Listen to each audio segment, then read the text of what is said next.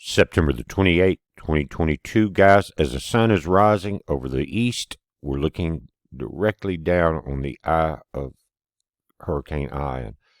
You might as well say you got a Cat 5. This thing is at 155 sustained winds, 2 more miles an hour. You know you're getting that in the gust. And this thing is really doing the worst case scenario, and that's getting close to the shore and then moving north. In other words, the center of the storm is still over the warm water. And if it stays offshore, and you can see here in that last frame that it has not come ashore yet. Now, you're getting some powerful weather there, but it's moving north, skating up towards Tampa. So that northeast quadrant, guys, again, it's the perfect storm for devastation right now. That's all I can say about it. Let's look at some of the other images. Again, perfect storm, guys. Look at the infrared images here. You've got completely wrapped in very high, very powerful storms. The eye is very clear here in the infrared, just like it was in the visible images. And you can see ashore in the red areas how much of the powerful storms are coming ashore. Tampa Bay, Fort Myers, all of this is under the gun right now. And guys, it's hard to see this information knowing what's happening on the ground. 9 o'clock a.m. it is. That's 10 minutes ago, guys. 155 miles per hour. Its movement is northeast at 10 miles per hour. 937 millibars of pressure sitting right here. Cat 4 again. 156 and the 157 is a Cat 5. That's about as strong as they get, guys. Of course, we've seen them stronger than that, but not coming ashore the way this one is. It's predicted to skate along the shore in this particular image. You can see how it's tracking, but it looks like it's turning more north in the actual visual images. And that's the concern. Now, if it comes ashore there, Fort Myers, you're going to be under the gun. You already are, but if it comes ashore, it's going to be worse. Where the most powerful winds are around the edges of that open eye wall. That's where these 155 mile an hour plus winds are being sustained. So the eye wall is critical. That's going to be the most devastation. But before that gets there, I hope most of you guys are not there.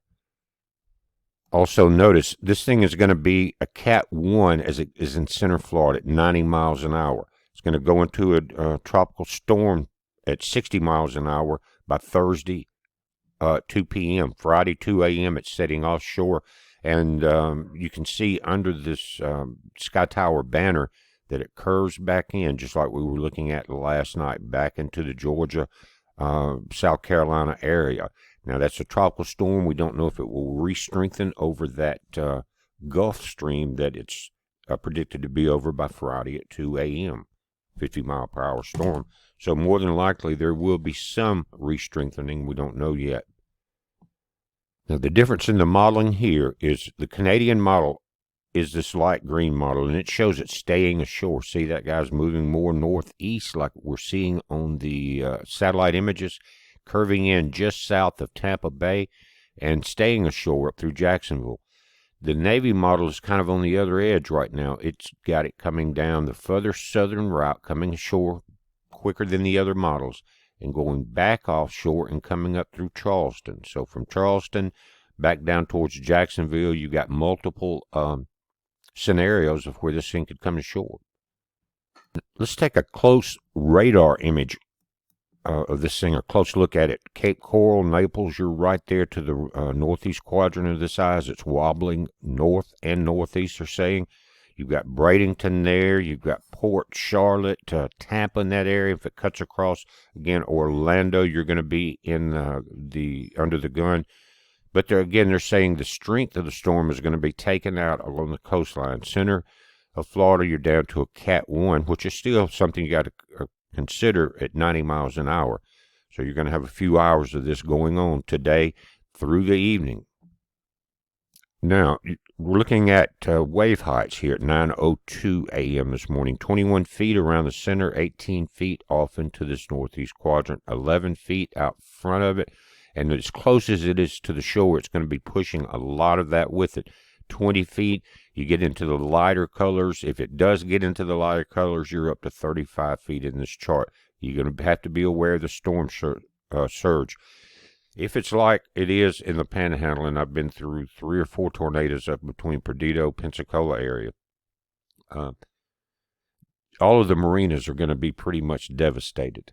If you didn't get your boats out, good luck with that, because it's going to be terrible. Michael was terrible along the Perdido area, Pensacola area, and we saw the damage that occurred.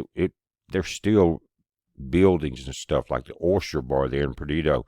It took them a couple of years to just get reopened on the top floor.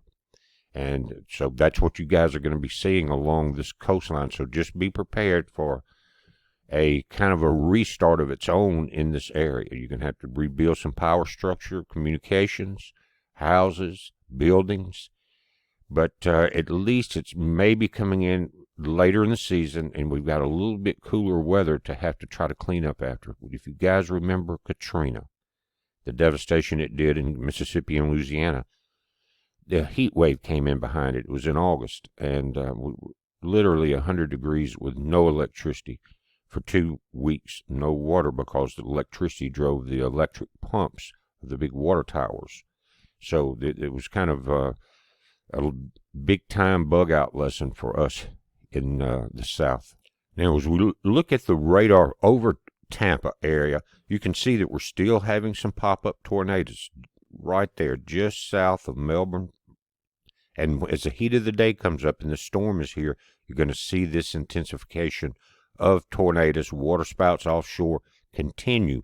And I don't know, we're just getting around to getting information in this morning. I'm not sure how many we had overnight. I wanted to get this up and get it out there to you guys. But in the video last night, I showed you, and let me back this up just a sec. Click on the link below called weather.gov, and it'll bring you to this map. And you can click on whatever area you are in, and it's going to give you your radar. Last night, we clicked on South Florida. We were seeing the tornadoes come up through Fort Lauderdale and south of Belle Glade and that area. And you can see the edge of the eye if you go to that radar right there. So Fort Myers, you guys are getting pounded up in these bays. I would not want to be there.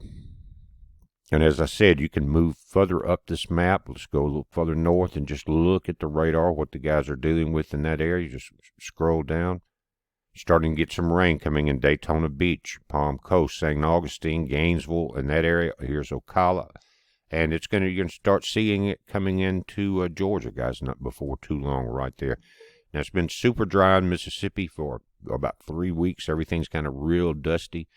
And it wouldn't hurt to have a small rain. It has allowed us to get some outside stuff done, getting some pre-winter things done here,